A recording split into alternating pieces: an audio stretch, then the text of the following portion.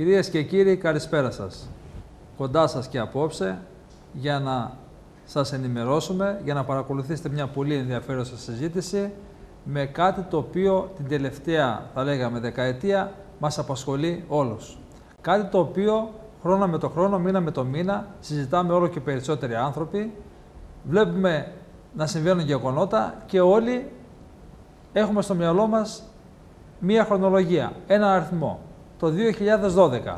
Είναι πολλές οι προφητείες, είναι πολλά τα όσα έχουν γραφτεί μέχρι σήμερα, ότι το 2012 θα γίνει η συντέλεια του κόσμου.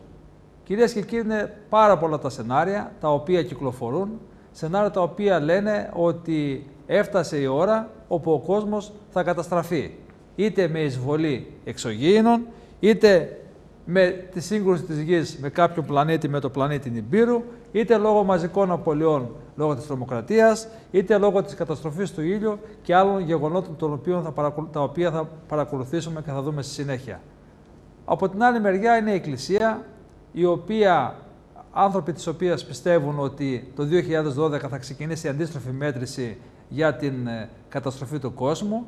Άνθρωποι οι οποίοι πιστεύουν ότι λίγα χρόνια μετά το 2012 και μετά από μία μικρή ευημερία 3-4 ετών θα έρθει η καταστροφή του κόσμου. Καθώς λένε ότι το 1983 έχει γεννηθεί εκείνος ο άνθρωπος ο οποίος είναι τόσο πολύ κακός ώστε μέσα του να μπει ο διάβολος. Κυρίες και κύριοι, απόψε για να συζητήσουμε για το αν το 2012 θα ξεκινήσει ή θα έρθει η καταστροφή του κόσμου, έχουμε κοντά μας έναν πολύ γνώριμο σε όλους μας και από εκπομπές που παλιότερα έκανε μέσα από το 06 αλλά και από όλα σχεδόν τα κανάλια που υπάρχουν στον ελληνικό χώρο, τον πατέρα Μάξιμο. Πατέρα Μάξιμε, καλησπέρα σας, καλώς ήρθατε στην εκπομπή μας. Καλησπέρα κύριε Στέργιο, ευχαριστώ πάρα πολύ για την πρόσκληση και είναι ιδιαίτερη χαρά που βρίσκομαι πάλι ξανά στο αγαπημένο σας κανάλι και στο αγαπημένο μας κανάλι 06. Ευχαριστώ πολύ για την πρόσκληση. Πατέρα Μάξιμε, και για μας είναι μεγάλη χαρά και πριν ξεκινήσουμε την εκπομπή απόψε, πράγματι χάρηκα βλέποντας το βιβλίο το οποίο το 2006 πρωτοπαρουσιάσετε μέσα από το 06 και είναι αυτό το βιβλίο «Ο Αντίχριστος ήρθε» 1983-2013 και από ό,τι μου λέγατε στην 50η σελίδα, αν αθροίσει κανείς τους αριθμούς «Ο Αντίχριστος ήρθε», βγάζει το 2013. Που δεν μπορεί να είναι τυχαίο, δηλαδή η φράση «Ο Αντίχριστος ήρθε» να μας οδηγεί στον αριθμό 2013, 2012 με 2013. 2012 με 2013. Πάτερ, είναι γεγονός ότι ιστορίες, συζητήσεις που έχουν να κάνουν με τη δημιουργία του κόσμου, με την καταστροφή του κόσμου, έχουν το ενδιαφέρον όλων μας. Είναι κάτι το οποίο ο άλλος θα κάτσει, θα το ακούσει με πολύ μεγάλη προσοχή. Τα σενάρια, όπως είπαμε, και αυτή τη στιγμή σήμερα θα αναλύσουμε 10 σενάρια για την καταστροφή του κόσμου, αλλά βέβαια δώσουμε και μεγάλη βαρύτητα στο βιβλίο το οποίο έχετε εκδώσει εσείς το 2006 και μιλάτε ότι το 2013, το 2012 θα ξεκινήσει η αντίστροφη μέτρηση για την καταστροφή του κόσμου.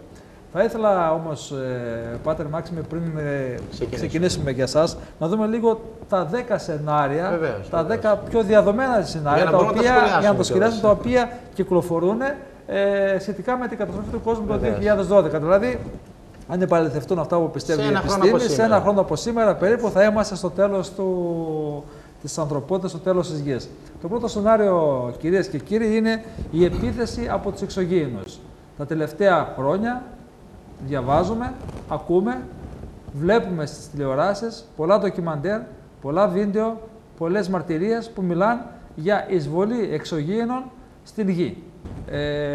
Πάτερ Μάξιμε, θα έχετε δει κι εσείς, θα έχετε ακούσει κι εσείς ότι οι εξωγήινοι έχουν έρθει, έχουν εγκατασταθεί, μας παρακολουθούν. Κάποιοι είχαν ατυχήματα κατά την προσεδάφιση των διαστημοπλοίων στην Γη και πιστεύετε υπάρχει τέτοια περίπτωση να έχουν έρθει εξωγήινοι ή να έρθουν εξωγήινοι οι οποίοι θα προκαλέσουν και την καταστροφή του κόσμου?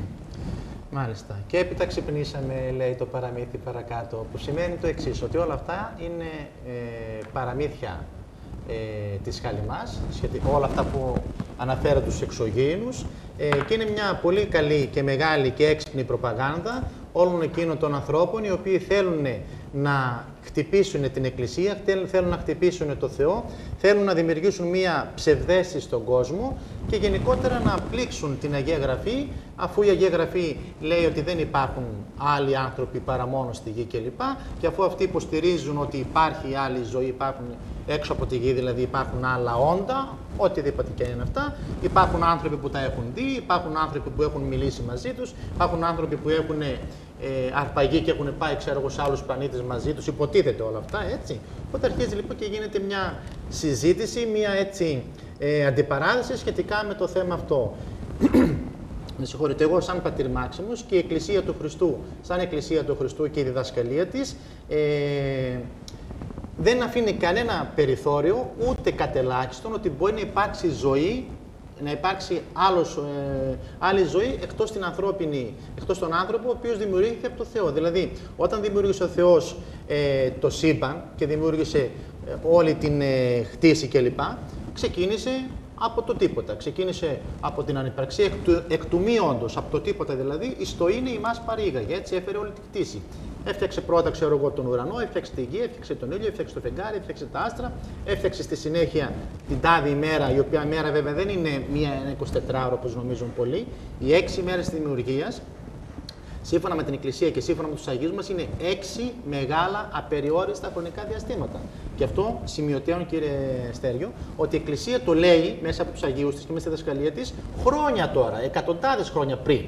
Και η επιστήμη ήρθε τώρα να το ανακαλύψει ότι οι ημέρες αυτές δημιουργίες είναι μεγάλα, δηλαδή ο κόσμος, ξέρω εγώ, όταν δημιουργήθηκε πέρασαν εκατομμύρια, δισεκατομμύρια χρόνια για να γίνει αυτό που έγινε και να εξελιχθεί όπως εξελιχθεί κλπ. Το δηλαδή που η Εκκλησία και οι Άγιοι λέγανε εκατοντάδες χρόνια πριν, χιλιάδες χρόνια πριν, οι επιστήμονες το βρήκανε μόλις τώρα. Πάτερ Μάξιμε, λέει η Αγία Γραφή ότι ο κόσμος δημιουργήθηκε πάνω στη γη.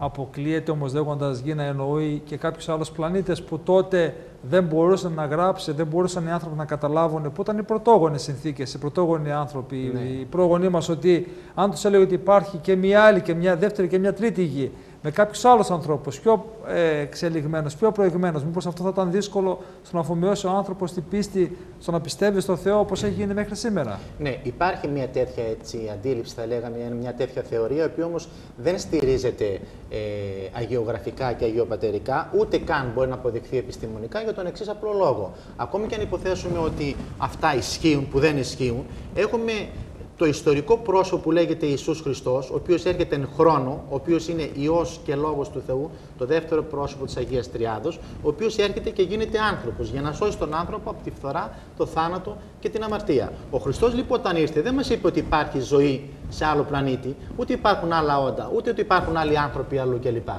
Είπε ότι εδώ είναι. Ήρθα για να σώσω τους ανθρώπους που δημιούργησα κατ' εικόνα μου. Ο πρώτος άνθρωπος ήταν ο Αδάμ και η Εύα, οι οποίοι δεν τήρησαν τις εντολές του Θεού και γι' αυτό έπεσαν στη φθορά, στο θάνατο. Ο άνθρωπος δεν φτιάχτηκε από το Θεό για να είναι θνητός, ούτε για να γερνάει, ούτε για να πονάει, ούτε για να υποφέρει, αλλά για να ζήσει αιώνια και να είναι άφθαρτος. Έτσι λοιπόν, μη τηρώντας τις εντολές ο Αδάμ και η Εύα, πέφτει στην αμαρτία, παρασύρει μαζί του όλη τη κτήση και φτάνουμε εδώ. Δεν υπήρχε ελπίδα σωτηρίας για να ξαναγίνουμε πάλι που άρα λοιπόν, εσείς Πάτερ πιστεύετε ότι δεν υπάρχουν εξωγήινοι?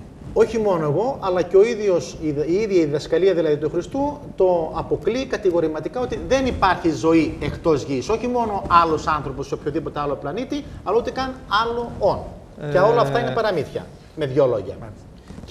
Και μία ακόμα φράση, να μου επιτρέπετε, κύριε Στέριο, όλα αυτά είναι κατασκευάσματα κάποιων που θέλουν να δημιουργήσουν σύγχυση στον κόσμο και να του δώσουν κάποια ελπίδα, αν θα γίνει κάτι, ότι μπορεί κάποιος να σωθεί και να πάει κάπου αλλού κλπ. Είναι κατασκευάσματα, ακόμη και αυτοί που βλέπουν κάτι, όντως τα βλέπουν, αλλά είναι μία, θα λέγαμε, μορφή πλάνης από τον διάβολο. Ο διάβολος μπορεί να πάρει οποιαδήποτε σχήμα θέλει. Και εξωγήινος να γίνει,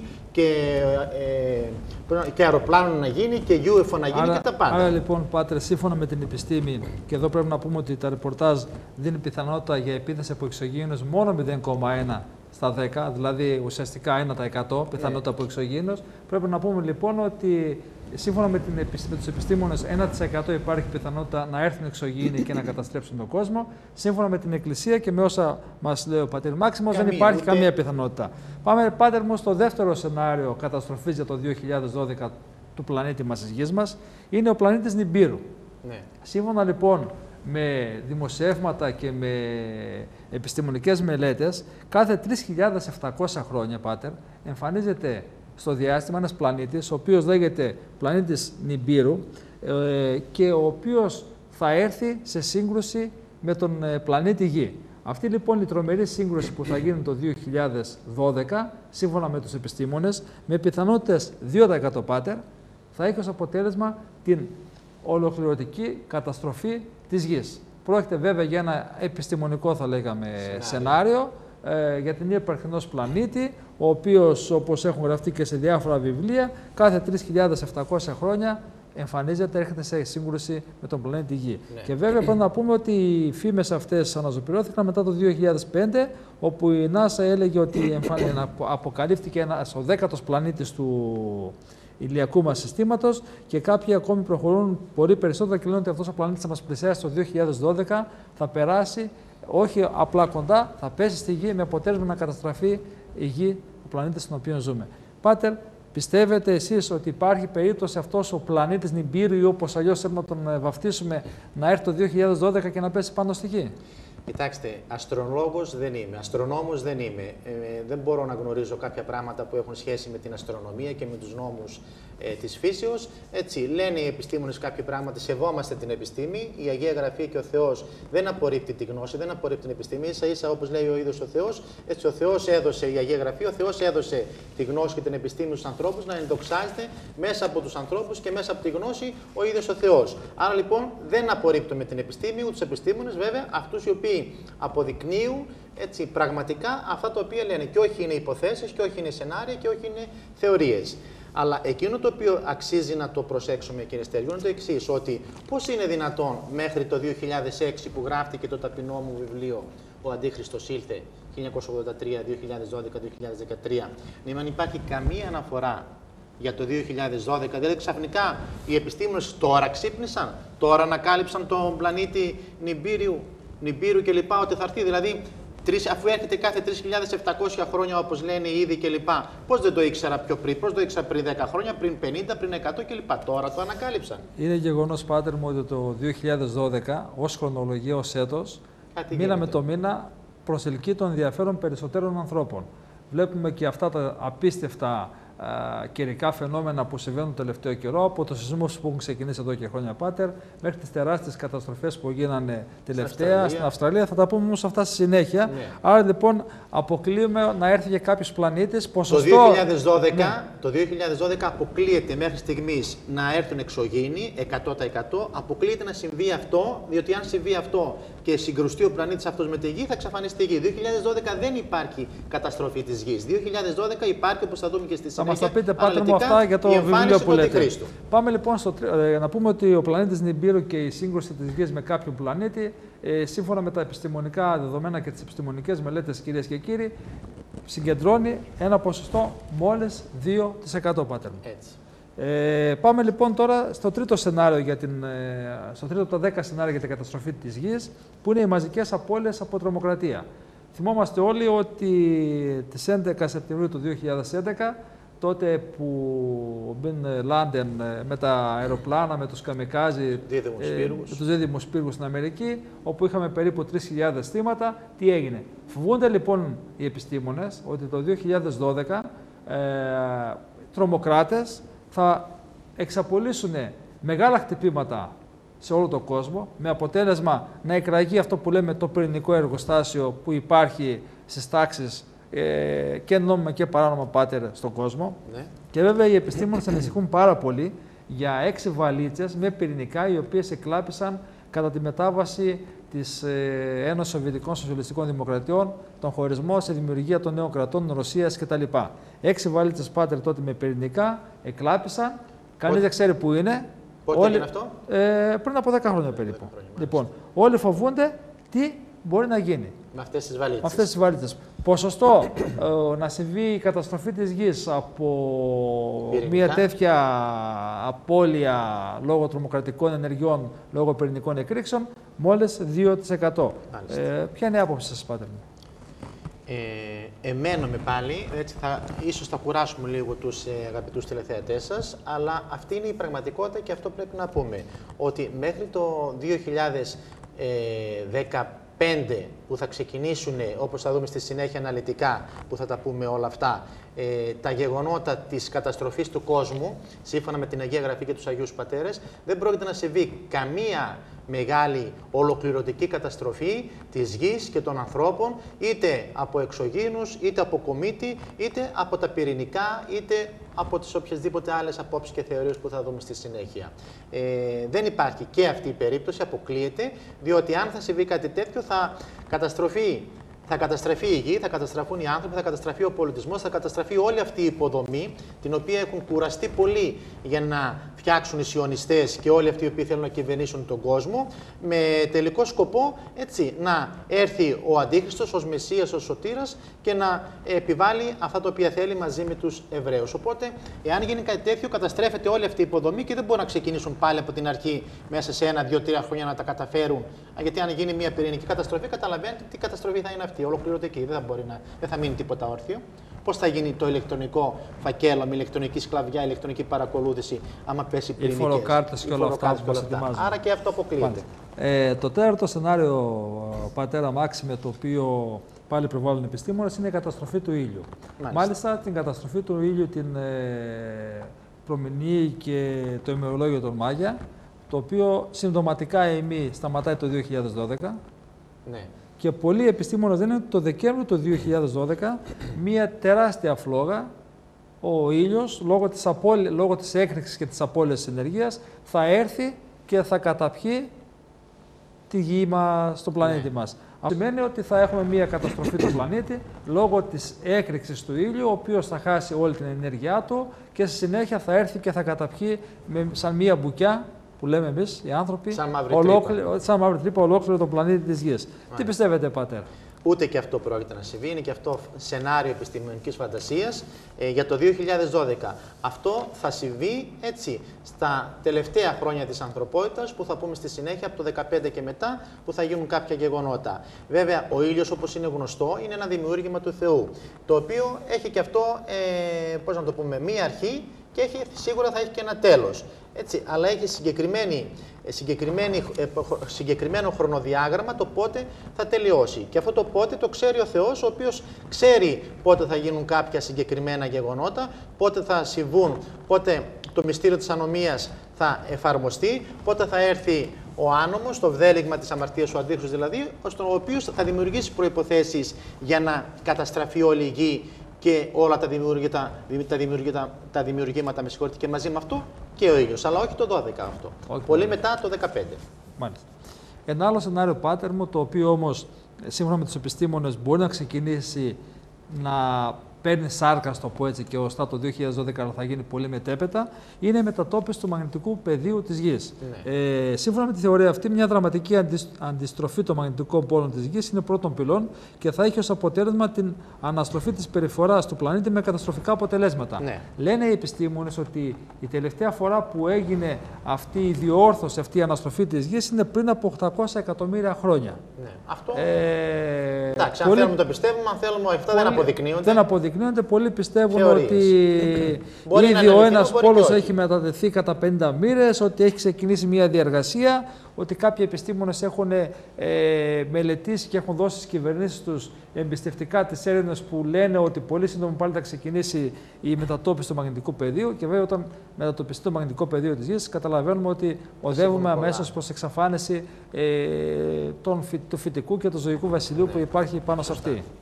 Κοιτάξτε, αυτό το σενάριο θα με βρει σχετικά σύμφωνο μαζί του, διότι όντως υπάρχουν πολλά προβλήματα με το μαγνητικό πεδίο της Γης, όντως επηρεάζει πάρα πολύ όλη τη ζωή του πλανήτη και την ανθρώπινη ζωή κλπ, αλλά και την φυσική. Σίγουρα λοιπόν μπορεί αυτά τα σενάρια να υφίστανται, αυτά τα δεδομένα να υφίστανται και να οδεύουμε σε μια μεγάλη καταστροφή, η οποία μας πάλι δεν πρόκειται να συμβεί πριν το 2015. Το 2012 δηλαδή δεν πρόκειται, επαναλαμβάνουμε για πολλοστή φορά, δεν πρόκειται να συμβεί τίποτε από όλα αυτά τα 5 σενάρια τα οποία ήδη έχετε αναφέρει, κύριε Στέργιο. Το έκτο σενάριο, πάτερ μου, το οποίο η επιστήμη πάλι επικαλείται, είναι ένα μεγάλο υπερηφαίστειο. Λένε οι επιστήμονες ότι μπορεί είτε να εκραγεί ένα πολύ μεγάλο ηφαίστειο στη Γη, το οποίο από την τρομερή έκρηξη, όπως είχαμε και πρόσφατα στην Βόρεια Ευρώπη, να καλυφθεί όλη η γη από την τέφρα αυτή, τη στάχτη, από δηλητηριώδη αέρια κτλ. Τα οποία θα επιφέρουν αλλαγή στο κλίμα. Είτε το άλλο το σενάριο, το οποίο πάλι λένε οι επιστήμονες, είναι να εκραγεί ένα μεγάλο ηφαίστειο, που όμως η λάβα να μην μπορέσει να φύγει από τα έγκατα της γης και να βγει έξω, να ξεσπάσει που λέμε το ηφαίστειο, με αποτέλεσμα η λάβα να εγκλωβιστεί μέσα, αυτός ο εγκλωβισμός να προκαλέσει μια τεράστια διόγκωση και μια τεράστια έκρηξη που θα καταστρέψει ένα τεράστιο κομμάτι, ένα πολύ μεγάλο κομμάτι του πλανήτη μας και ταυτόχρονα θα προκαλέσει με την τέφρα και με όλα τα δηλητηριώδη αέρια τα οποία θα βγουν έξω την αλλίωση του κλίματος που θα οδηγήσει σε μια άλλη εποχή παγετών, σε μια μηδενική εποχή. Αυτό είναι ένα άλλο σενάριο το οποίο πάλι οι επιστήμονες Πάτερ λένε και το οποίο βέβαια εκφράζουν ότι κάτι τέτοιο μπορεί να συμβεί το 2012. Ούτε και αυτό είναι αληθές, ούτε και αυτό μπορεί να συμβεί. Βέβαια, να πούμε ότι κάποια από όλα αυτά τα σημεία τα οποία ήδη έχετε αναφέρει και αναφέρουν οι επιστήμονες, που επαναλαμβάνω για άλλη μια φορά, σέβομαι την επιστήμη και τους επιστήμονες, τους ειλικρινείς και τους αντικειμενικούς επιστήμονες, αυτοί οι οποίοι πραγματικά μιλάνε τη γλώσσα της αλήθειας και αυτά που λένε είναι αποδεδειγμένα και όχι αυθαίρετα και επειδή το θέλουν εκείνοι είναι ιδιωτελείς κλπ.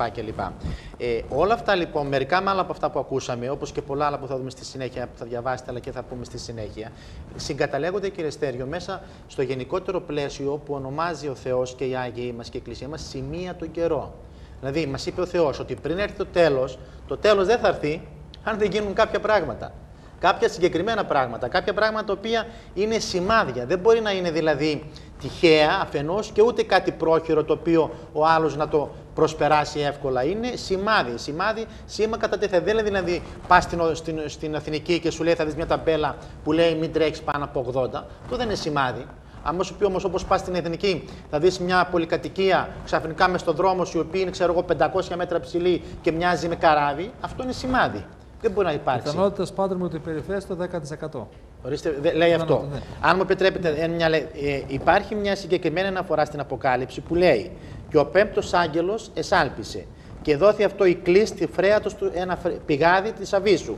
Και ίνιξε το φρέατο το πηγάδι της Αβύσσου μέσα από τα έγκατα της γης, λέει, και ανέβη καπνός εκ του φρέατος, ως καπνός και καμίνου και ομένης, και σκοτήσει ο ήλιος και ο αήρ εκ του καπνός του φρέατος». Μιλάει λοιπόν η Αποκάλυψη για ένα τέτοιο σημάδι. Αλλά αυτό το σημάδι δεν θα είναι πολλά χρόνια, θα είναι στο τέλος του κόσμου. Δεν θα είναι δηλαδή το 12, γιατί το 12 δεν έχουμε τέλος του κόσμου. Έχουμε μετά άλλα 3 χρόνια, γιατί για να γίνει το τέλος του κόσμου πρέπει να εμφανιστεί πρώτο ο Αντίχριστος, δημόσια, να τον δούμε, να περάσουν 3 καλά χρόνια και μετά τα άλλα 3,5 που θα γίνουν κάποια από αυτά τα σημάδια. Όλα αυτά τα ενδιαφέροντα θα μας τα πείτε στο δεύτερο μέρος της εκπομπής.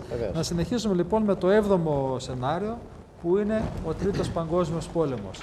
Εγώ βέβαια θα έλεγα παγκόσμιος πόλεμος όπως όχι πόλεμος με τα όπλα όπως γίνανε 2 προηγούμενοι πόλεμοι. Θα έλεγα Τρίτος Παγκόσμιος Οικονομικός Πόλεμος, Πάτερ μου, γιατί αυτή τη στιγμή, εν έτη 2011, πιστεύω ότι ζούμε ένα παγκόσμιο αλλά οικονομικό πόλεμο. Ένας πόλεμος ο οποίος μας έχει οδηγήσει όλους στην ανέχεια, στη φτώχεια, στην κρίνια, στην εξαθλίωση. Βλέπουμε τι γίνεται σε κάθε χώρα. Φαινόμενα και γεγονότα τα οποία δεν μπορούσαμε να φανταστούμε πριν 10 χρόνια, που υπήρχε μια σχετική ευημερία. Και βέβαια, πολλοί πιστεύουν ότι η Ρωσία ίσως να παίξει σε συνδυασμό με την Κίνα ένα πολύ μεγάλο παράγοντα στη δημιουργία αυτού του νέου παγκόσμιου πολέμου. Ναι. Παγκόσμιος πόλεμος με την κυριολεκτική έννοια της λέξης, κύριε Στέργιο. Πόλεμος, έτσι, με όπλα, με πυρομαχικά, με αεροπλάνα, με τάγκς, με βόμβες, με πυρηνικά, με οτιδήποτε άλλο κλπ.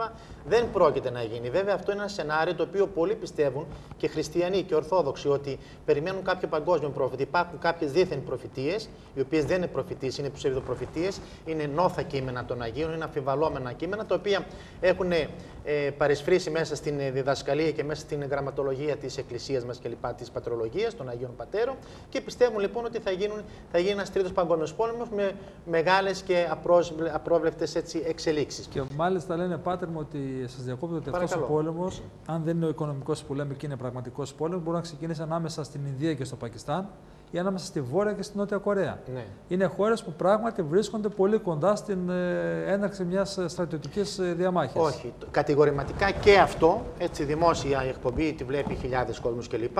Άλλωστε τα έχω γράψει και στο βιβλίο. Τίποτα από αυτά δεν έχει αναιρέσει κανείς μέχρι σήμερα. Τίποτα από αυτά δεν έχω αμφισβητήσει και δεν έχω αναιρέσει ούτε κι εγώ κλπ.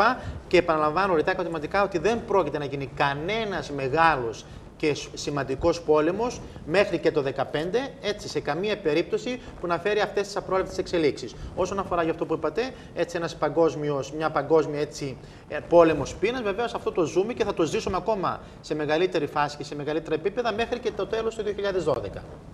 Πάμε σε κάτι άλλο, Πάτερ μου, το οποίο να πούμε ότι ο παγκόσμιος πόλεμος συγκεντρώνει και αυτό ποσοστό 15%. Ένα πολύ μεγάλο ποσοστό. Και πάμε τώρα σε κάτι το οποίο συγκεντρώνει ένα τρομερά ποσοστό, 7 στα 10, 70% δηλαδή, είναι ο θάνατος των μελισσών. Κυρίες και κύριοι, όταν το διάβασα, λέω αν είναι δυνατόν. Συζήτησα με ανθρώπους που έχουν σχέση με τη μελισσοκομεία, με τις μέλισσες και μου είπαν, Πάτερ Μάξιμο, ότι όντως οι μέλισσες είναι εκείνες στις οποίες μάλλον οφείλουμε την επιβίωση χλωρίδας και πανίδας. Δεν το πίστευα. Και λένε τώρα ότι το 2008 το 1 τρίτο των μελισσών στις ΗΠΑ χαθήκανε. Μέχρι και σήμερα δεν έχουν εντοπίσει ποια είναι η πραγματική αιτία που όθησε στον εξαφανισμό, στον θάνατο, στο 1 τρίτο περίπου των μελισσών που ζουν στις ΗΠΑ. Ευτυχώς αυτή η άγνωστη αιτία θανάτου δεν μεταδόθηκε και στον υπόλοιπο κόσμο.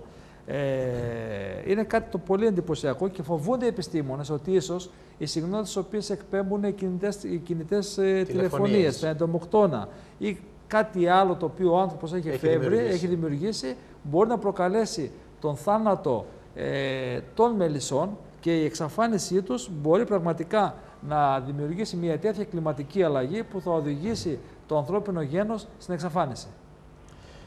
Κανείς δεν μπορεί να αμφισβητήσει, κύριε Στέριο, ότι όλη η δημιουργία του Θεού, όλη η φύση, είναι αλληλένδετη μεταξύ της και το ένα είναι στενά συνδεδεμένο με το άλλο. Και το ένα επηρεάζει το άλλο. Αν εκλείψει δηλαδή ένα δημιούργημα του Θεού, όσο μικρό και αν είναι και όσο και ασήμαντο, είναι απολύτως βέβαιο και επιστημονικά ότι θα επηρεάσει όλη την άλλη δημιουργία. Λένε εδώ οι πηγές που διαβάζω ότι αν εκλείψουν οι μέλισσες, θα διαταραχθεί η τροφική αλυσίδα, καθώς το 1 τρίτο των πηγών διατροφής του ανθρώπου εξαρτάται άμεσα από τις δραστηριότητες της μέλισσας. Δηλαδή το 1 τρίτο των πηγών του ανθρώπου εξαρτάται από τις δραστηριότητες της μέλισσας. Είναι πολύ εντυπωσιακό, κάτι το οποίο δεν το γνωρίζουμε. Σίγουρα, οπωσδήποτε. Και αυτό θα γίνει γιατί είναι μέσα στα σημεία των καιρών, τα οποία θα προηγηθούν. Πριν έρθει το τέλος, αλλά και όταν θα ξεκινήσει το τέλος το 2015, όπως θα πούμε στη συνέχεια, θα γίνουν κάποια σειρά γεγονότων και μέσα στα γεγονότα που θα γίνουν θα είναι και αυτό. Αυτό η εξαφάνιση δηλαδή των μελισσών, η οποία και αυτό το γεγονός, αυτό το σημείο θα επηρεάσει ουσιαστικά και σε μεγάλο βαθμό και ποσοστό όλη την άλλη δημιουργία και φύση, βέβαια. Αλλά όχι μέχρι το 2015. Και αυτό. Ότι σε κάποιο βαθμό συμβαίνει και σήμερα αυτό, βεβαίως, και το ζούμε. Όπως συμβαίνουν και όλα τα άλλα, μερικά από τα σενάρια. Έτσι. Αλλά όχι όμως σε τέτοιο βαθμό που να μας οδηγήσει στο τέλος του κόσμου το 2012, το 2013, το 2015. Εσείς, Πάτερ, μου λέτε ότι το 2012 θα εμφανιστεί, το 2013 θα εμφανιστεί ο Αντίχριστος, ο οποίος, όπως γράφετε και στο βιβλίο σας, στην αρχή θα βοηθήσει την ανθρωπότητα. Θα παρουσιαστεί με μία μάσκα, με ένα προσωπείο καλό. Ως ειρηνιστής, ως ειρηνοποιός, ως άνθρωπος που αγαπάει τη δικαιοσύνη, που βοηθάει τους αδυνάτους, που παρέχει λύσεις στα προβλήματα του κόσμου, που αγαπάει τον άνθρωπο, που αγαπάει τη φύση, που αγαπάει τον κόσμο κλπ. Όλα αυτά για να ξεγελάσει. Και στη συνέχεια θα αποκαλύψει το πραγματικό του εαυτό και θα οδηγηθούμε στην οριστική καταστροφή του κόσμου μέσα στην επόμενη πενταετία. Έτσι, ακριβώς. Μάλιστα. Πάτερ, με όλα αυτά θα έχουμε τη δυνατότητα να τα πούμε στο δεύτερο μέρος της εκπομπής. Θα κάνουμε ένα μικρό διάλειμμα σε αυτό το σημείο, κυρίες και κύριοι, και σε λίγα λεπτά και πάλι κοντά σας. Κυρίες και κύριοι, και πάλι κοντά σας στο δεύτερο μέρος της απόψινής μας εκπομπής. Τίτλος της 2012, έτος 2012 και τα 10 σενάρια τα οποία θα μας οδηγήσουν πιθανώς στην καταστροφή του κόσμου, στην καταστροφή της γης. 10 σενάρια επιστημονικά, όπως αναφέραμε, την επίθεση από τους εξωγήινους, τον πλανήτη Νιμπήρου, τις μαζικές απώλειες από την τρομοκρατία, την καταστροφή του ήλιου, τη μετατόπιση του μαγνητικού πεδίου, ένα μεγάλο υπερηφαίστειο, τον Τρίτο Παγκόσμιο Πόλεμο, τον θάνατο των μελισσών, και σε αυτό το 8ο σενάριο σταματήσαμε για να επανέλθουμε σε αυτό το δεύτερο μέρος και να συζητήσουμε για τα υπόλοιπα 2 σενάρια, καθώς και για ένα πολύ ενδιαφέρον βιβλίο που είχε εκδώσει το 2006 ο πατέρας Μάξιμος, τον οποίο και έχουμε κοντά μας. Πατέρα Μάξιμε, θα συνεχίσουμε την πολύ ενδιαφέρουσα συζήτηση για να μας πείτε και τα ωραία πράγματα τα οποία έχετε προφητέψει. Πιθανώς έχετε προφητέψει εδώ και 6 χρόνια στο βιβλίο σας. Λέω το πιθανώς γιατί κανείς δεν ξέρει τι θα γίνει. Όχι, ότι θα γίνουν, αυτό είναι βέβαιο. Βέβαια, σε καμία περίπτωση δεν προφήτεψα εγώ. Αν ήμουν προφήτης θα το ήξερα και θα το έλεγα. Ερμηνεύσατε λοιπόν τις γραφές και τα όσα έχετε διαβάσει. Ερμηνεύσα τις γραφές και τους Αγίους Πατέρες, οι οποίοι ήδη έχουν προείπει και έχουν καταγράψει κάποια πράγματα, τα οποία θα ζήσουμε εμείς, τα ζούμε, ήδη τα έχω πει από το 2006 και γίνονται και θα τα ζήσουμε και στα επόμενα χρόνια. Πατέρα Μάξιμε, το ένατο σενάριο για την καταστροφή της γης είναι η καταστροφή του περιβάλλοντος. Ναι. Είναι γεγονός ότι τα τελευταία χρόνια όλοι μας και ειδικά τους τελευταίους μήνες βλέπουμε γεγονότα τα οποία δεν υπήρξαν ποτέ στο παρελθόν ή δεν είχαν καταγραφεί τουλάχιστον από τους ανθρώπους. Θυμόμαστε όλοι πρόσφατα το τι είχε γίνει στην Αυστραλία, όπου τα νερά φτάσανε, Πάτερ Μάξιμε, και στα 6 μέτρα ακόμα στις πόλεις και στα 3 μέτρα. Είχαν βγει κροκόδιλοι και τα τεράστια αφίδια στους δρόμους, μέσα στις πόλεις, κόβανε βόλτες. Μάλιστα, χαρακτηριστικό το παράδειγμα ότι σταματούσαν και στους σηματοδότες μεταξύ τους, κόκκινο με πράσινο. Ήταν εντυπωσιακά τα πλάνα. Ποια σταματούσαν με οι κροκόδιλοι. Σταματούσαν στους σηματοδότες. Δεν σταματούσαν, σχήμα λόγου. Δηλαδή ήταν τόσοι πολλοί οι κροκόδιλοι που βγήκαν στις πόλεις, γιατί τα νερά, Πάτερ μου, σε πολλά σημεία υπερέβησαν τα 3 μέτρα. Φτάσαν μέχρι και 6 μέτρα. Να κάνουμε μια διακοπή, αν μου επιτρέπετε. Το 2006, όταν πρώτο βγήκε το βιβλίο και έκανα τις εκπομπές σε όλα τα κανάλια, είχε σχολιάσει ο γνωστός κύριος Λάκης Λαζόπουλος, κοροϊδευτικά και ηρωνικά, ένα σημείο το οποίο αναφέρεται μέσα στο βιβλίο και είχαμε πει σε μια άλλη εκπομπή που είχα κάνει τότε σε μια παρουσίαση του βιβλίου, που μιλούσε οι Άγιοι και τα κατέγραψα εγώ και είπα, έτυχε να με ρωτήσουν για το πώς στην εκπομπή, ότι θα βγουν θηρία και θα τρώνε τους ανθρώπους. Αυτά εδώ τι είναι, ο κροκόδιλος είναι θηρίο? Τα φίδια είναι θηρία, κύριε Στέργιο? Φάγανε τους ανθρώπους εκεί. Κάνανε βόλτες μέσα στις πόλεις, Πάτερ. Και τρώγανε τους ανθρώπους. Τώρα, αν είχαμε θύματα ή όχι, αυτό κανείς δεν το γνωρίζει. Αν δεν είχαμε, θα μπορούσαν να τους φάνε όμως. Ήταν πάντως εντυπωσιακά τα πλάνα τα οποία είδαμε. Ήταν εντυπωσιακές οι σκηνές τις οποίες όλοι παρακολουθήσαμε. Και βέβαια, χιλιάδες άνθρωποι καταστράφησαν οι περιουσίες των ανθρώπων. Και, Πάτερ μου, όλα αυτά μας οδηγούν στο γεγονός ότι αν το περιβάλλον συνεχίσει κάθε χρόνο να μας εκδικείται περισσότερο, διόλου απίθανο το 2012 ή το 2013 να έχουμε τέτοιες καταστροφές, να έχουμε τέτοια συμβάντα τα οποία θα μας οδηγήσουν στην εξαφάνιση. Κανείς δεν μπορεί να αμφισβητήσει και να μην αποδεχθεί έτσι μια πραγματικότητα την οποία ζούμε τώρα τελευταίες δεκαετίες με την οικολογική καταστροφή και την καταστροφή του περιβάλλοντος. Είναι πλέον ηλίου φαϊνότερο ότι η ανθρώπινη έτσι υπερηφάνεια, ο εγωισμός, ο καταναλωτισμός και η υπερκατανάλωση και όλη θα λέγαμε η κατάχρηση που κάνουν οι άνθρωποι πάνω στη γη και πάνω στο οικοσύστημα έχει δημιουργήσει πολλά και τεράστια προβλήματα με απρόλευτες συνέπειες οι οποίες μέρα με τη μέρα αυξάνονται και μέρα με τη μέρα γίνονται ακόμη πιο ορατές. Έτσι όπως είναι παράδειγμα και το λιώσιμο τον πάγο, το οποίο σύντομα θα διαλύσει, θα καταρρεύσει, θα λιώσει όλος ο πάγος και οι πάγοι σύμφωνα με τους ίδιους επιστήμονες μπορεί να ανέβουν και 1 και 2 και 3 και 5 και 10 από την επιφάνεια της θαλάσσης κλπ. Αυτό είναι γεγονός, Πάτερ μου, και δεν υπάρχει περίπτωση οι πάγοι να μην λιώσουν. Λιώνουν οι πάγοι καθημερινά. Με τέτοια ζέστη και τέτοια θερμοκρασία. Βλέπουμε ότι διαλύουμε τις πλέον χειμωνιάτικες μέρες και για φέτος, για το 2011, και πλην ελαχίστων εξαιρέσεων ο καιρός είναι καλοκαιρινός. Και αντίστροφα. Και το καλοκαίρι μπορεί να έχουμε καιρό, χειμωνιάτικο. Να έχουμε ακραία καιρικά φαινόμενα που δυστυχώς βιώνουμε είτε με τις τρομερές βροχοπτώσεις στην Αυστραλία, είτε με τις τρομερές πυρκαγιές στην Αυστραλία, στην Αμερική, τεράστιες χιονοπτώσεις. Όλα αυτά είναι φαινόμενα ακραία τα οποία δεν υπήρχαν και βλέπουμε ότι το περιβάλλον μας εκδικείται. Και τα οποία είναι προφητευμένα από το ΚΔ κεφάλαιο, το 24ο κεφάλαιο του Ευαγγελίου του Ματθαίου, που ο ίδιος ο Χριστός μας λέει ότι πριν έρθει το τέλος θα γίνουν αυτά τα σημάδια. Και μεταξύ αυτών είναι και αυτές οι θεομηνίες, οι καταστροφές, οι πλημμύρες, οι τυφώνες, οι πυρκαγιές κλπ. Οι πόλεμοι, οι λοιμοί, οι σεισμοί, οι επιδημίες, όλα αυτά τα οποία εν πολλοίς ή εν ολίγης μας λένε όλες αυτές οι θεωρίες. Και βέβαια, Πάτερ μου, το 10ο σενάριο το οποίο το λένε οι επιστήμονες, το πιστεύουν οι επιστήμονες, είναι ότι κάποια στιγμή αργά ή γρήγορα θα τελειώσει το πετρέλαιο.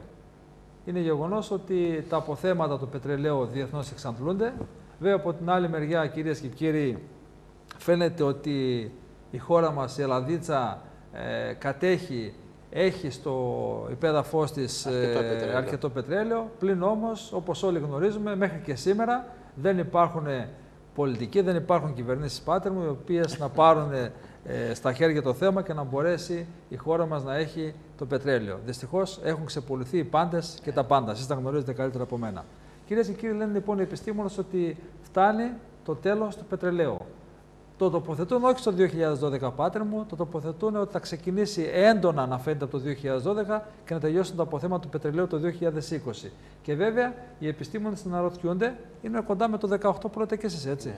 Αναρωτιούνται αν η ανθρωπότητα θα κατορθώσει μέσα σε αυτή τη δεκαετία, από το 11 μέχρι το 20 δηλαδή, να βρει άλλες πηγές ενέργειας. Υπάρχουν άλλες πηγές ενέργειας, υπάρχει πράσινη ενέργεια που λέμε, ή αν ο πόλεμος για το πετρέλαιο, για το εναπομείνον πετρέλαιο, θα οδηγήσει στην καταστροφή του κόσμου. Κοιτάξτε, σίγουρα και αυτό το σενάριο είναι ένα πιθανό σενάριο, το οποίο μπορεί να είναι πραγματικότητα, μπορεί και όχι, δεν μπορούμε να ξέρουμε το σκεπτικό και το τι θέλει ο καθένας από όλους αυτούς οι οποίοι πιστεύουν και γράφουν όλα αυτά τα πράγματα και το τι σχεδιάζουν και το τι έχουν στο μυαλό τους και όλα τα σχετικά. Μπορεί να ισχύει και μπορεί και να μην ισχύει. Ένα είναι γεγονός ότι πιθανό να ισχύει και να μας οδηγήσει σε όλα αυτά τα προβλήματα, αλλά όχι, επαναλαμβάνω, πάλι μέχρι το 2015. Μέχρι το 2015 δεν θα υπάρξει κανένα από όλα αυτά τα προβλήματα λοιπόν, και τα σενάρια τα οποία λένε, με συγχωρείτε μια λεπτομέρεια μόνο, δεν θα υπάρξει κανένα από όλα αυτά τα 10 σενάρια το οποίο να είναι όπως το περιγράφει και ορατό και σε τέτοιο μεγάλο ποσοστό να δημιουργήσει πρόβλημα. Είναι η επιστημονική άποψη, πάτερ μου.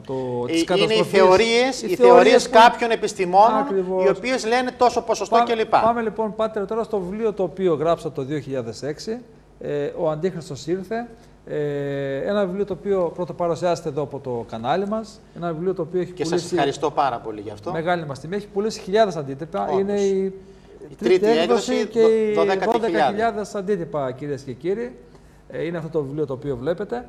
Λοιπόν, σε αυτό το βιβλίο, πάτερ, λέτε ότι το 2012 θα εμφανιστεί ο Αντίχριστος. Ακριβώς. Ως ένα πρόσωπο το οποίο θα αρχίσει να δίνει λύσεις στον κόσμο, σε όλα τα προβλήματα. Θα ζήσουμε όλοι μας πάρα πολύ καλά, σύμφωνα με τα όσα εσείς μας γράφετε εδώ πέρα και πιστεύετε για μία τριετία. Δηλαδή 2012-2015 ο κόσμος θα ζήσει, θα ευημερήσει βασιλικά. Φτωχοί και πλούσιοι θα ευημερούν, δεν θα υπάρχουν φτωχοί κατά τα γραφόμενά σας και κατά τα γραφόμενα, όπως λέτε, της Εκκλησίας και των Αγίων. Και μετά το 2015 θα επακολουθήσει το χάος και η καταστροφή. Ακριβώς. Πείτε μας λίγο, πάτερ, πώς εσείς ερμηνεύετε τον ερχομό του Αντίχριστου. Ποιος θα είναι ο Αντίχριστος, θα είναι κάποιος εξωγήινος ο οποίος θα έρθει και θα πει «Γεια σας, ήρθα για να σας λύσω όλα τα προβλήματα», είναι κάποιος ο οποίος έχει γεννηθεί το 1983, όπως λέτε. Πολύ ευχαριστώ, κύριε Στέρη, και ευχαριστώ πάρα πολύ έτσι, για την δυνατότητα που μου δίνει από όλα αυτά τα σημαντικά και κέρια θέματα, τουλάχιστον για την ταπεινότητά μου. Από εκεί πέρα, όποιος θέλει τα αποδέχεται και τα πιστεύει και τα ακολουθεί και προετοιμάζεται. Όποιος δεν θέλει, είναι δικαίωμά του. Έτσι, αλλά όπως εξελίσσουν τα πράγματα, αποδεικνύεται μέρα με τη μέρα ότι όλα αυτά που έχω γράψει είναι πέρα για πέρα αληθινά. Πριν ξεκινήσω να πω όλα αυτά τα σημαντικά, να πω μόνο μία πρόταση. Βλέπουμε κάτι πολύ έτσι, μου τουλάχιστον μου προξενεί εντύπωση. Πώς είναι δυνατόν οι επιστήμονες, αφού είναι επιστήμονες και αφού τους ενδιαφέρει το καλό και αφού στηρίζονται απάνω μόνο σε στοιχεία και αποδείξεις και ντοκουμέντα και στην αλήθεια, να λένε 10 πιθανά σενάρια για την καταστροφή του κόσμου και να αναφέρουν από το πιο σημαντικό μέχρι το πιο ασήμαντο. Είναι επιστημονικά σενάρια, πάτερ. Ναι, αυτό θέλω να πω. Θα μπορούσαν όμως μέσα εκεί να πούνε ότι υπάρχει και μία άλλη εκδοχή, αυτή, ξέρω εγώ, ενός μοναχού, ενός ηγουμένου, ενός ανθρώπου κλπ. Ή κάποιον κλπ. Που λένε και αυτή την θεωρία. Γιατί δεν την κάνουν, δεν την κοινοποιούν προς τον κόσμο, δεν την δημοσιοποιούν. Την κάνουν και αυτή γνωστή. Υπάρχει και αυτή η θεωρία, η οποία για μας έχει 0,00000,001%. πιθανότητα να συμβεί. Να την αναφέρουν όμως. Και επίσης κάνουν εκπομπές κάποια άλλα κανάλια, πάλι για το 2012, συζητάνε όλα τα πιθανά σενάρια για τις εκδοχές που μπορεί να γίνουν το 2012, εκτός σε εισαγωγικά από τη θεωρία και το σενάριο και την εκδοχή τη δική μου, του πατρός Μαξίμου, που λέει το 2012 έρχεται ο Αντίχριστος με 2013. Και ρωτώ, δεν είναι περίεργο αυτό? Πώς τα πάντα ακούγονται, τα πάντα καταγράφονται εκτός από τη θεωρία τη δική μου? Άρα κάτι συμβαίνει. Κάτι ύποπτο κρύβεται. Γιατί? Γιατί είναι η μόνη αλήθεια, όπως θα αποδειχθεί. Και αποδεικνύεται και από κάτι άλλο. Και έρχομαι αμέσως στα ερωτήματά σας να απαντήσω, κύριε Στέριο. Αποδεικνύεται από το εξής.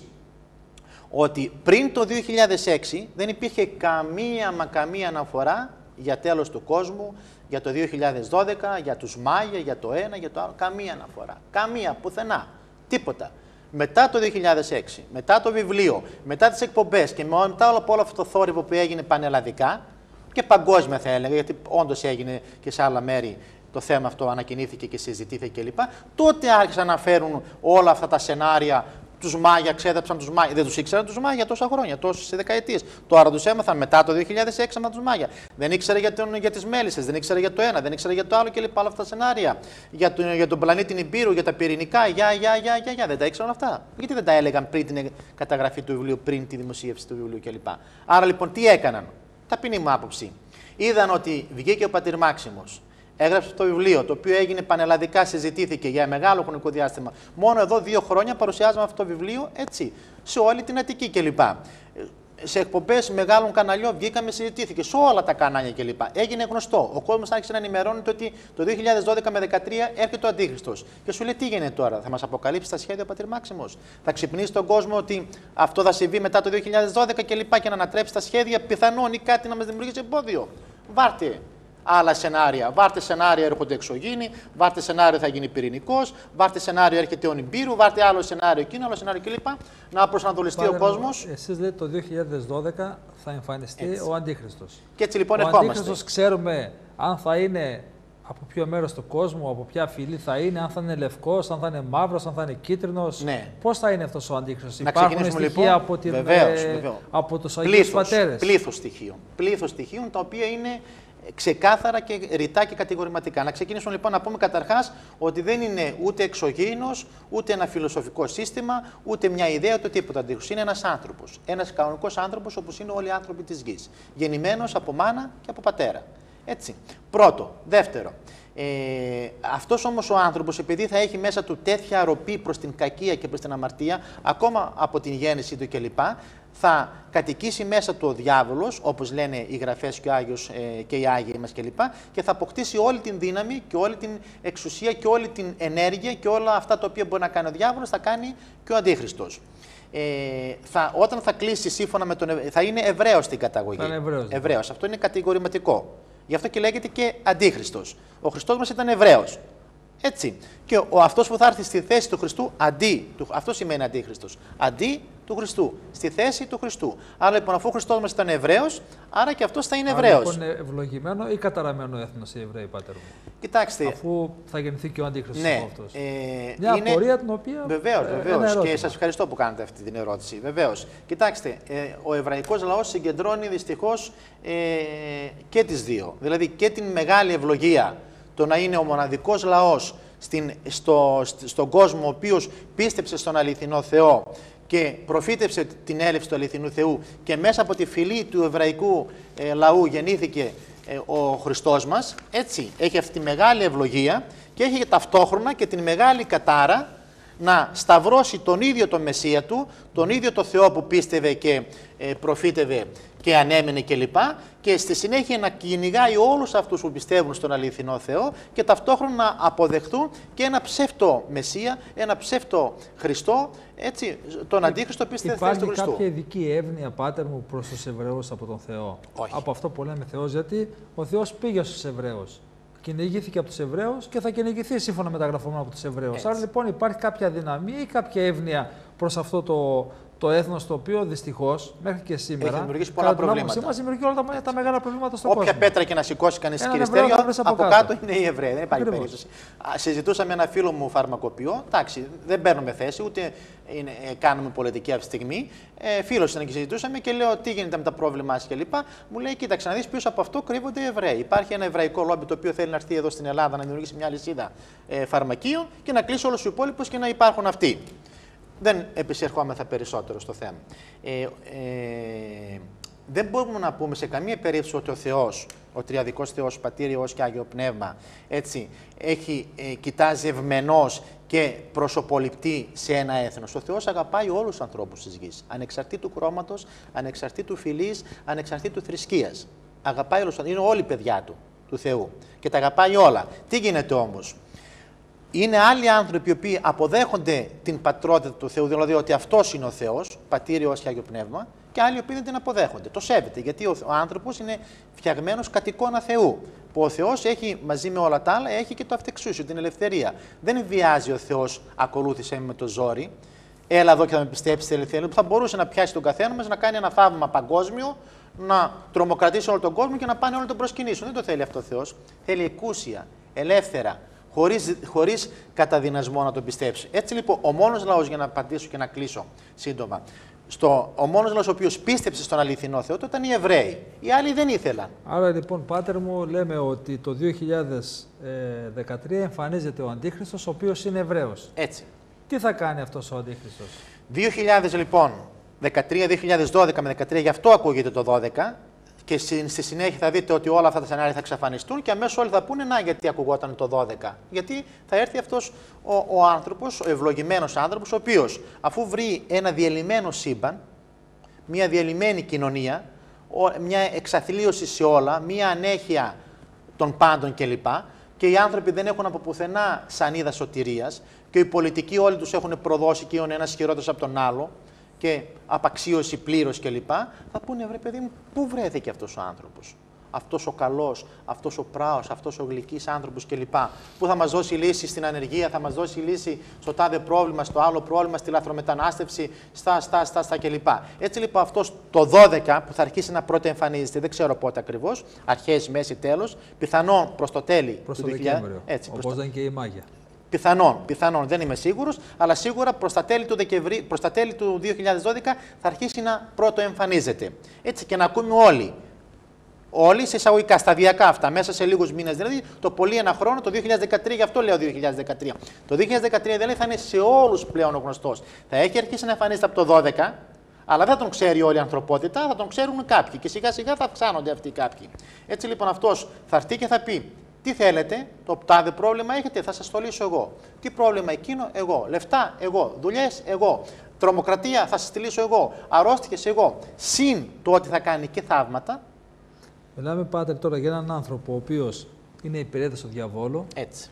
Τον Αντίχριστο, έχει μπει μέσα του ο διάβολος. Έτσι. Και πώς είναι δυνατόν ο διάβολος να κάνει όλα αυτά τα καλά στον κόσμο?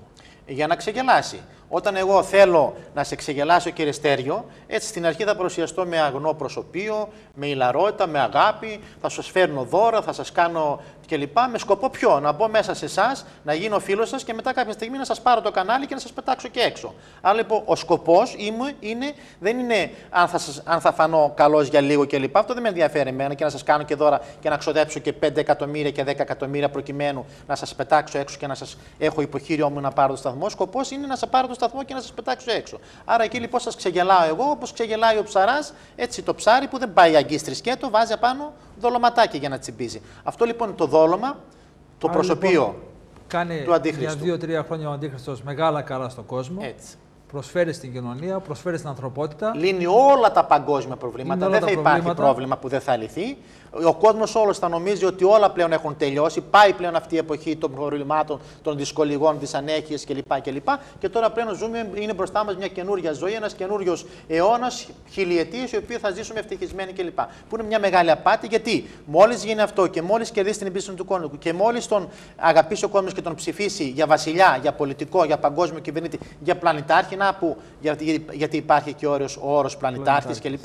Έτσι. Και παγκόσμιος κυβερνήτης και πάμε όλοι για μια παγκόσμια κυβέρνηση. Βλέπετε. Και ο Πρωθυπουργός μίλησε για παγκόσμια κυβέρνηση. Έτσι. Γι' αυτό γίνονται Ευρωπαϊκή Ένωση, γι' αυτό μπαίνουν τα κράτη μέσα, γι' αυτό σιγά σιγά θα πέσουν τα σύνορα, γι' αυτό έχει βγει το ΕΑΝ 13 που έχει χωρίσει όλη τη γη σε 10 τομείς και έχουν μπει το σύστημα συναλλαγής, που χωρίς αυτό δεν μπορεί κανένα κράτος να έχει συναλλαγή με άλλο κράτος, εάν δεν έχει μπει μέσα στο σύστημα του ΕΑΝ 13, με τον barcode εννοώ το σύστημα κλπ. Και το 15 λοιπόν που θα προσκυνηθεί πλέον και θα αγαπηθεί από όλο τον Θεό και θα τον θελήσουν για βασιλιά και για Θεό. Θα τον περάσουν για τον Χριστό, γι' αυτό και λέγεται Αντίχριστος, αντί του Χριστού, θα παρουσιαστεί ως Μεσσίας της ανθρωπότητας. Τότε πραγματικά, μόλις εθρονιστεί στο ναό του Σολομώντα που θα φτιάξει ο ίδιος, εκεί που είναι το τέμενο στο Μάρ, ή δίπλα ή επάνω εκεί, τότε θα βγάλει τη μάσκα, λένε οι Άγιοι Πατέρες, και θα δείξει το πραγματικό του πρόσωπο ότι είναι πλέον ένας διάβολος μεταμορφωμένος, ο οποίος πλέον θα ξεκινήσει μετά το διωγμό των ανθρώπων και ειδικά αυτών που δεν τον προσκύνησαν και δεν τον πίστεψαν κλπ. Αλλά ταυτόχρονα δεν θα την γλιτώσουν και οι οπαδοί του και αυτοί που πήγαν μαζί του και συντάχθηκαν και πήραν το σφράγισμα, αυτό που ακούμε το σφράγισμα με το 666 στο δεξί χέρι και στο μέτωπο, που κανείς δεν θα μπορεί να αγοράζει και να πουλεί αν δεν έχει αυτό το σφράγισμα, το σύμβολο δηλαδή του Αντιχρίστου που θα είναι το 666, που είναι ο αριθμός του όνοματος του. Δηλαδή, αν πάρουμε το όνομά του και κάνουμε αντιστοιχεία με αριθμούς, θα βγάλει τον αριθμό 666. Ταυτόχρονα όμως τότε. Και ερχόμαστε και στην ουσία. Έτσι, τότε ξεκινάνε όλα αυτά που διαβάσατε σταδιακά πλέον το 2015 και μετά. Που αρχίζει πλέον. Θα χτιστεί πάλι, Πάτερ μου, ο ναός του Σολομώντα. Ναι, θα χτιστεί. Εκεί θα εθρονιστεί. Δεν θα εθρονιστεί πριν χτιστεί. Ο οποίος σχεδόν είναι έτοιμος. Δηλαδή είναι τα πάντα έτοιμα, έτσι είναι κεβασμένα και μέσα σε 3 μέρες θα τα στήσουν. Ο ίδιος θα τα στήσει, όχι ο ίδιος με τα χέρια του, θα δώσει την εντολή παρόν αυτός, έτσι, και θα πει φτιάξτε τον ναό για να προσκυνηθεί πλέον, να απολαύσετε πλέον εσείς οι Εβραίοι ξανά, γιατί οι Εβραίοι, ξέρετε, υπάρχει θα λέγαμε νόμος, υπάρχει νομοθεσία που απαγορεύεται να λειτουργήσουν και να κοινωνήσουν τρόπον την άποψη του κοινωνάμε οι Ορθόδοξοι, εάν δεν υπάρχει ο ναός του Σολομώντος. Είναι νόμος. Όλοι οι Εβραίοι δηλαδή τώρα, 2.000 χρόνια από το 70 που καταστράφηκε ο ναός τους επί Τίτου, στρατηγού, έτσι, μέχρι και σήμερα που δεν έχει χτιστεί ακόμα δεν μπορούν να κοινωνήσουν, δεν μπορούν να προσφέρουν θυσία στο Θεό, απαγορεύεται από τον νόμο, το Μωσαϊκό νόμο, τον νόμο το ίδιο του Θεού. Πρέπει να υπάρχει ο ναός. Άρα μένουν χωρίς ναό, χωρίς θρησκεία, χωρίς κοινωνία, χωρίς τίποτα. Και θα είναι για αυτούς το μεγαλύτερο δώρο να ξαναχτιστεί ο ναός Σολομώντος, τον οποίο είχαν περιπολού και μόνο εκεί μπορούσαν να τελέσουν θυσία στο Θεό. Αυτό λοιπόν θα το κάνει ο Αντίχριστος, θα εθρονιστεί εκεί το 2015. Θυμηθείτε, 2012 με 2013 εμφανίζεται. Μία περίοδο, θυμηθείτε, και αυτό είναι κάτι το οποίο εύκολα μπορεί να το διαπιστώσει κανείς, από το 12 και μετά μέσα προς τα τέλη όλα θα αρχίσουν να αλλάζουν, και το 15 πλέον γίνεται η εθρονισή του και ταυτόχρονα ο Θεός πλέον, αφού λέει διαλέξτε εκούσια εσείς, αφήσατε εμένα, προσκυνήσατε αυτό για Θεό, τον Αντίχριστο, τον ψευτομεσσία κλπ.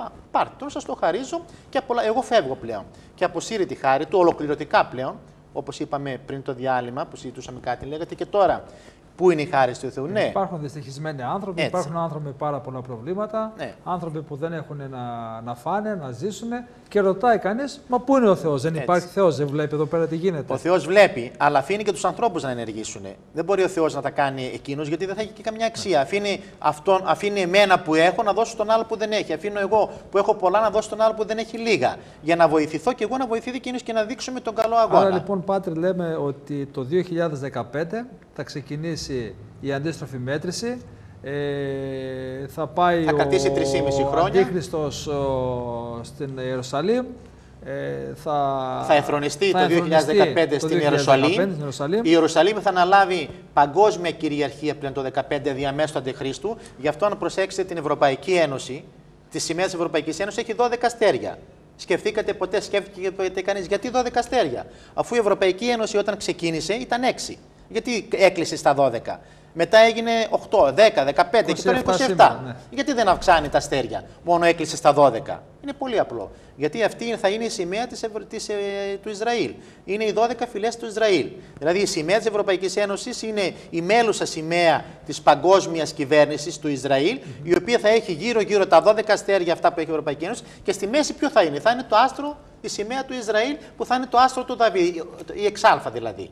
Γι' αυτό κλείσανε στα 12 και δεν κλείσανε στα 6 που ξεκίνησαν. Και δεν μεγάλωσε και δεν προστίθεται συνέχεια. Για κάθε κράτος. Γιατί? Άρα λοιπόν λέμε ότι θα έχουμε μία παγκόσμια σημαία, τα 12 αστέρια της Ευρωπαϊκής Ένωσης με την με το 5α των Ισραηλινών. Με την 6α των Ισραηλινών. 5α είναι τώρα τα αστεράκια αυτά. Θα γίνει 6α. Όχι, θα παραμείνουν τα αστεράκια ως 5α που συμβολίζουν τις 12 φυλές του Ισραήλ, αλλά στη μέση της σημαίας θα μπει η 6α των Εβραίων. Η σημαία δηλαδή του εβραϊκού γένους έχει την 6α. Έχει ένα αστέρι που έχει 6α, 6 γωνίες δηλαδή. Και μετά ο πάτερ μου πάντα σύμφωνα με όσα γράψουν τους Αγίους Πατέρες, το 2015 γίνεται η ενθρόνηση του Αντίχριστου στο ναό του Σολομώντος στην Ιερουσαλήμ και ξεκινάει ο διωγμός για όλους εκείνους που δεν προσκύνησαν τον Αντίχριστο. Ο Θεός λέει τότε οι χριστιανοί, μόλις θα δούμε την ενθρόνηση του Αντιχρίστου, θα πρέπει να φύγουμε στα βουνά για να μπορέσουμε να γλιτώσουμε από το διωγμό του. Έτσι το λέω επιγραμματικά και προχωράω. Ταυτόχρονα όμως με το διωγμό που θα ξεκινήσει και θα κρατήσει και θα αυξάνεται για κάποιους μήνες κλπ. Ταυτόχρονα ξεκινάει και τα προβλήματα του κόσμου. Ξεκινάνε όλη αυτή η οικολογική καταστροφή που είπαμε προηγουμένως. Οι μέλισσες θα συμβούν όλα αυτά που είπανε και θα αυξάνονται κλπ. Σεισμοί, καταποντισμοί, τα ηφαίστεια. Έτσι, αυτό που είπαμε σε πολύ μεγάλο βαθμό, επιδημίες, καταστροφές, πλημμύρες, πυρκαγιές, τυφώνες. Όλα αυτά τα οποία μπορούν όμως να συντελέσουν στην καταστροφή του κόσμου. Στο μέγιστο βαθμό όμως, έτσι. Όχι αμέσως, μέσα στην τριετία αυτή, 15 με 18. Εκεί αυτά λοιπόν θα συμβαίνουν σε καθημερινή βάση και όλο και σε αυξανόμενη κλίμακα. Έτσι, λέει ο Χριστός μια λέξη σημαντική, λέει ταύτα πάντα αρχείο δίνων, με ωμέγα. Ο δίνη με ωμέγα είναι η πόνη της γυναίκας που γεννάει. Η πόνη της γυναίκας που γεννάει δεν είναι αυτόματα, αμέσως μεγάλη και συχνή κλπ. Είναι στην αρχή λίγο μικρή, μετά αυξάνονται, μετά πιο συχνή και μετά πιο δυνατή. Έτσι θα είναι και τα σημάδια όλα αυτά. Ωραία, και φτάνουμε πάτερ στο 2018. Και φτάνουμε λοιπόν μετά από όλα αυτά τα γεγονότα, αφού θα διαλυθεί το σύμπαν και αφού θα υπάρχει μεγάλη θλίψη, τέτοια θλίψη που ουδέποτε έγινε επί της γης, λέει ο ίδιος ο Χριστός στο ΚΔ κεφάλαιο, στο στίχο 24 νομίζω, αν θυμάμαι καλά, στο ΚΔ κεφάλαιο είναι σίγουρα, και αφού θα γίνουν ένα χάος παντού σε όλη τη γη και δεν θα υπάρχει και τίποτα όρθιο, δεν θα υπάρχει ούτε να φάμε τίποτα. Έτσι και θα πεθαίνουν οι άνθρωποι από έλλειψη τροφής και νερού. Ο ουρανός θα σταματήσει να βρέχει, οι θάλασσες θα βρωμίσουν, τα ψάρια όλα, τα ζώα θα πεθάνουν, επιδημίες κατά πάντα κλπ. Αυτά όλα για 3,5 χρόνια. Και φτάνουμε πλέον μετά, λίγο πριν το τέλος, λίγους μήνες, δεν ξέρω ακριβώς πότε, δεν αναφέρεται ακριβώς, που γίνεται αυτό που είπατε εσείς για Τρίτο Παγκόσμιο. Τότε γίνεται ο Τρίτος Παγκόσμιος Πόλεμος. Ο οποίος τι είναι, είναι πλέον η πάλη μεταξύ του Αντιχρίστου και αυτών που παραμένουν ακόμα πιστοί σε αυτόν μετά από όλα αυτά τα γεγονότα και τα δεινά, και αυτών που κατάλαβαν επιτέλους ποιος ήτανε και σου λένε φύγε, δεν σε θέλω με άλλο, και κάνουν πόλεμο εναντίον του. Και μαζεύονται κάτω στα Ιεροσόλυμα, αυτός είναι ο Αρμαγεδόνας που λέμε. Εκεί στη γη Μαγεδόν, και εκεί γίνεται ο μεγάλος πόλεμος, ο Τρίτος Παγκόσμιος, που είναι ο λεγόμενος Αρμαγεδόνας. Στη συνέχεια, λίγο προς το τέλος, μετά συλλαμβάνεται ο διάβολος και ο Αντίχριστος από τον Θεό και πάνε πλέον στην κόλαση.